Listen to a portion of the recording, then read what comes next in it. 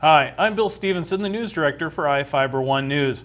We invited 60 candidates from 30 Grant County elections to join us to talk about the issues. Not all of them responded, but today we have Lee Creiglow, who's running for commissioner for Grant County Fire District 5. His opponent, Harold Schwab, declined to join us.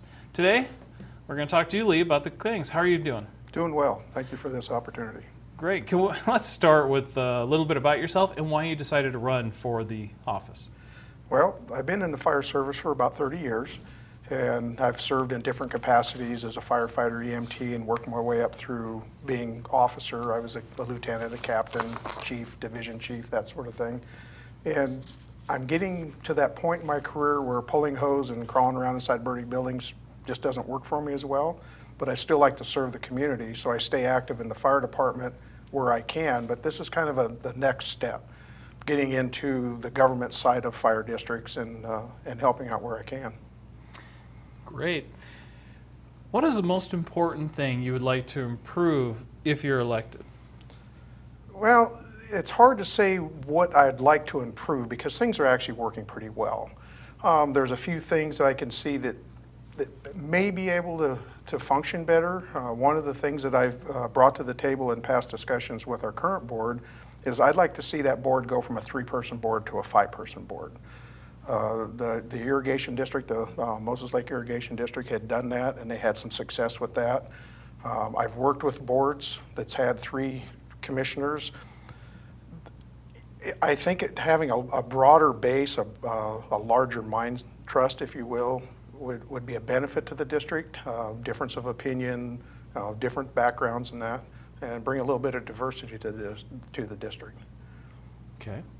What kind of experiences do you have that will help you if you're elected to the Fire District Board? Well, I've been involved in politics somewhat. I served as a member of the Town of Mattawa Planning Commission back in the early 80s. I was also elected to a position with the Stagecoach Advisory Board in Stagecoach, Nevada, it was an unincorporated community, but we had an advisory board that would make recommendations to the county commissioners. And then I had a short term as a fire district director with North Lyon County Fire Protection District in Nevada. Okay. Question I like to ask all candidates involved with government, which is all of them. How do you feel, what do you feel is the importance of open government for the fire district? I think open government across the board is important, and I only have to believe that you're referring to transparency in government and openness, where if anybody has a question, they should be able to have an answer. There should be no secret squirrel type stuff going on. I'm not saying that happens in our district here, but I know it can happen in government. But I'm a firm believer in open and transparent government. Wow, you said secret squirrel. That's like a bonus, I think. So let's move on to what do you feel should be the priorities for the district's funding? Training and education and staffing are probably the top 3. And I know training and education go together, but there's the physical training side of what we do, and then there's just the education. I'm a firm believer in public education. I served as a fire marshal for North Lyon County Fire Protection District for about 2.5 years. I've been in code administration for 23 years, 24 years now. So I'm a firm believer in public education and that sort of thing. So those are kind of the 3 things: is training for our fire staff, personnel, make sure they have the equipment, the tools they need to do, funding for additional paid staff if it's there, and then public education. All right. And how about the district's equipment? Is there some equipment you'd like to see improved? The district's got a pretty good handle on equipment. They tailor the equipment to suit our needs. I would like to see, personally, some more Type 3 engines. They're a little bit smaller, take less personnel to operate than the Type 1 engines. Maybe a little better suited for some of the missions that we have. You know, even though we're not in the forested area, we do have a certain interface area because of the grasslands and that sort of thing.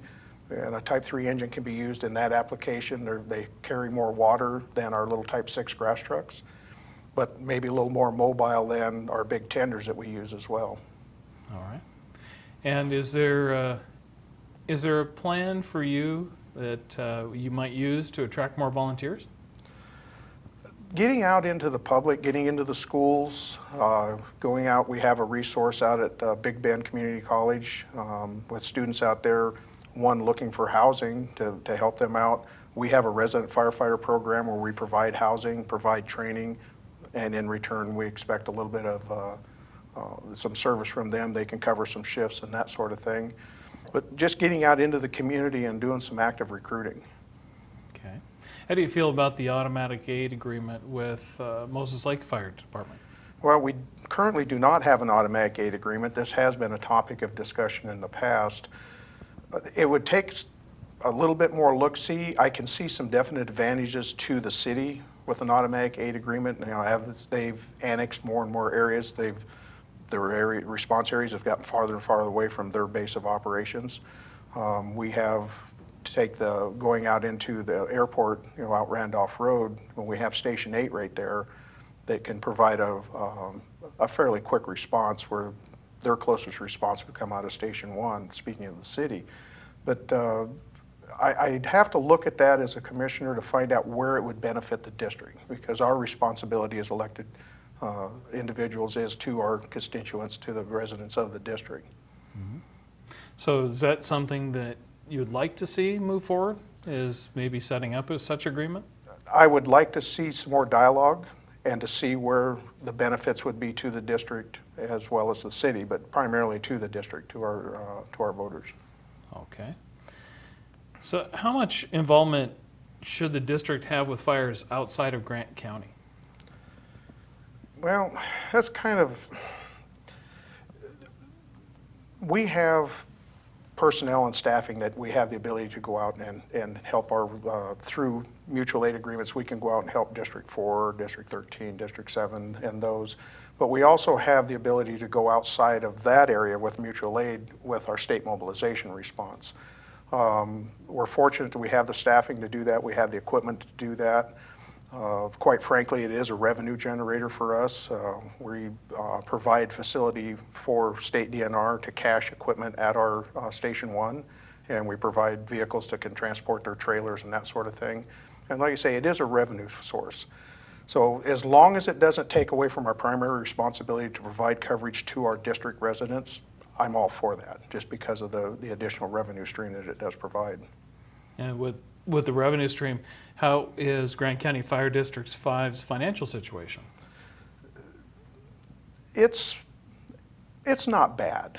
You know, we're not struggling at this point. With any other government, there's highs and lows depending on how your revenue comes in, you know, with your tax base and that sort of thing. We're not in bad shape financially.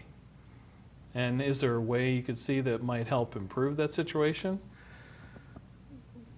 Well, again, being a tax-based entity, we're at the mercy of where development is and that sort of thing. We do suffer a little bit with annexations from the city, and I'm not taking anything away from the city, but they do cut into our revenue stream somewhat when they start taking some of our big players, like when the city came out Wheeler Corridor, and it absorbed REC and that, and then they've moved out Randolph. But there's other things, you know, with our state mobilization, there's those opportunities there, again, as long as we have equipment and personnel to do that. There may be some fee-based activities that the district could get involved in with, you know, burn permits or something like that. I know that we've tried to avoid that as a district, but there are things that maybe it's time to open up some dialogue with the public and see what they think about it.